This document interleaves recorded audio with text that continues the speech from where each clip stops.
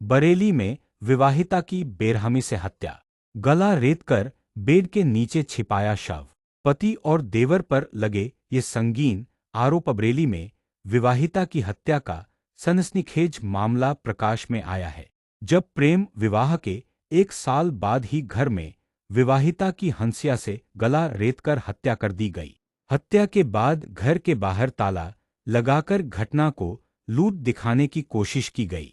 मायके वालों की तहरीर और घटनास्थल की जांच के बाद एसपी उत्तरी के निर्देश पर पुलिस ने पति और देवर को हिरासत में ले लिया।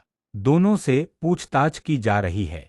बताया जा रहा है कि पीलीभीत हाईवे पर हरदुआ गांव के सामने ओम सिटी में हाफिजगंज क्षेत्र के कमुआ गांव निवासी अनिल की अनीता से करीब 1 साल पहले धूमधाम से प्रेम विवाह हुआ था। उसने बताया कि मंगलवार सुबह दोनों भाई काम पर निकल गए थे। इस बीच किसी ने घर में घुसकर अनीता की गला काटकर हत्या कर दी। शाम को दोनों लौटे तो घर में ताला लगा देखा। अनीता का मोबाइल नंबर बंद था। पड़ोसियों से जानकारी के बाद भी अनीता का पता नहीं चला तो ताला तोड़कर अंदर घुसे।